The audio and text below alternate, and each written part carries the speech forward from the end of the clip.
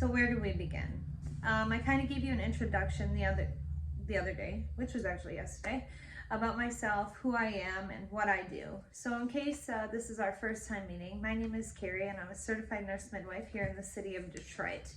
I decided to create this channel to kind of give you an idea of what's going on with your body. A lot of people don't really have a clue, and that's why I've created this channel. So I'm going to start with kind of where it all begins, throughout women's health, and that's the menstrual cycle. Steve from the ER, who does tips from the ER, is a ER tech, I believe, and a lot of his little TikTok videos are kind of based upon his experience. So I'm going to watch this video with you because this pretty much describes on a typical day what I might experience. Hello, what brought you into the ER today? My stomach really hurts. I'm so sorry to hear that. Is there any chance you could be pregnant? No way. My period was 8 months ago. What does that mean? It means I've gone through menopause. You're 25. Oh my. So, where do we begin? In order to understand what's abnormal with your cycle, I think you need to understand what is normal. And I do have notes because, I don't do everything from memory. So on average, the ladies or the female's menstrual cycle lasts anywhere from 28 to 35 days. And this is basically from day one, which is your period. The first day of your cycle is day one of your cycle, till the next day. Now that's average, 28 to 35 days. However, it is still very normal for some people to have a cycle that can start as early as 21 days. So that means that for some women, every 3 weeks, they're going to have a cycle. So a lot of people have a misconception that they should start on the same day every month, like the 16th or whatever day. And that's not true, given there's not the same amount of days in every month. And for the length of your period, on average, it's about 3 to 7 days that women bleed. So it's very normal for women or females in their first 5 years of starting their period to have them kind of be irregular. So a girl who's just now starting her period, who's 12, 13 years old, may have one cycle, not have one for a couple months, and then have one again. But like I said, so about 5 to 7 years, this is typically normal. But after that, female cycles should remain pretty constant. So there's actually 2 phases of your menstrual cycle that you need to know about.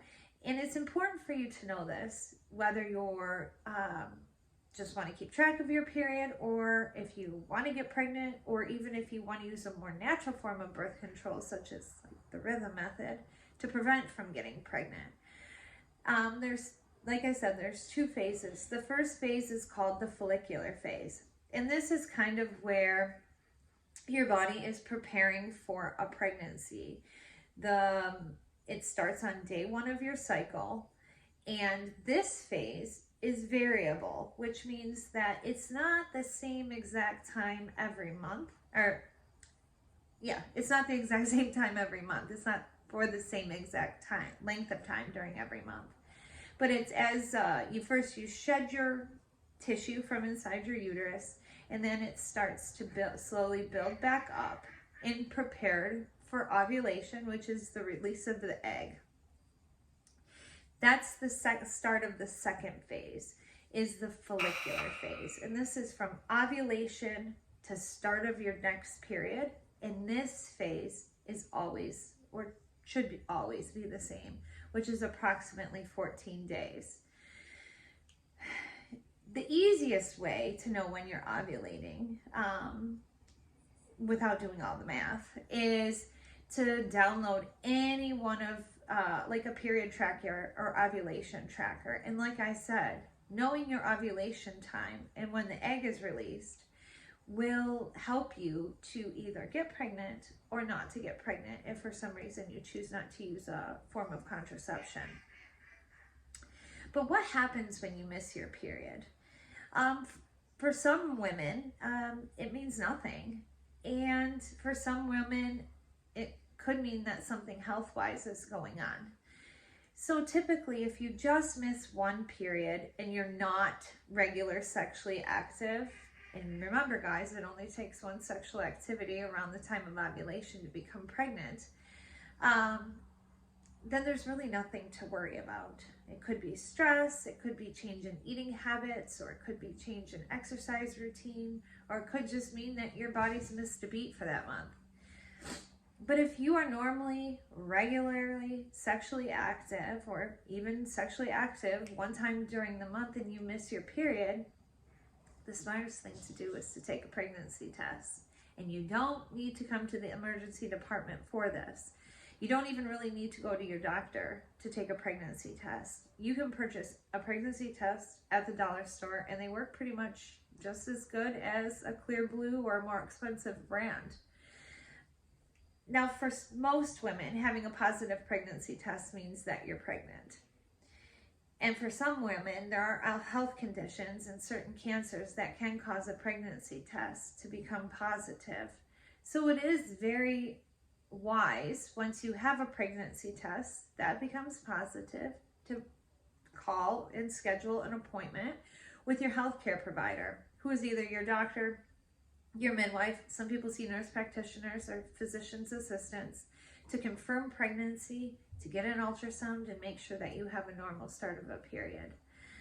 A normal start of your pregnancy. Now, if you've missed your period and you're not sexually active and your pregnancy test is negative, like I said, it's nothing to worry about, typically for 1 or 2 cycles. But if you know your body, you know your body better than I know your body, and if you're having any other symptoms such as hair loss, fatigue, weight loss that's unexpected or not tried, it is wise for you to go and see whoever your healthcare provider is, that being a nurse midwife, a physician assistant, or a medical doctor, because there are other health conditions that can cause you to miss your period. Overall, you should take control of your situation and not end up like this girl in our video, most likely in labor, doesn't know that she's pregnant.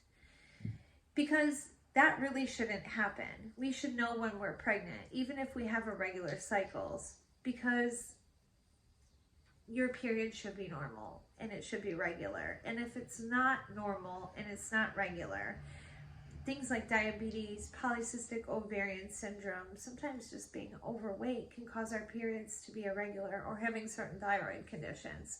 So if you don't have a period that's normal and regular, and within this normal 28 to 35 day cycle, or if you're that 21-day cycle person, then you really should seek a medical provider's opinion and to get testing and to figure out what's going on, because we as women need to take control of our health. We need to take control of our body.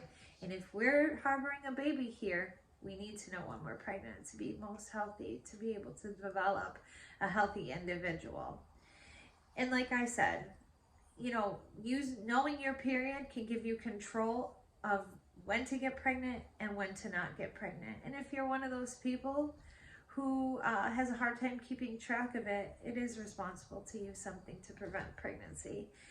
I hope I've answered some of your questions here today, and I look forward to seeing you guys in the future.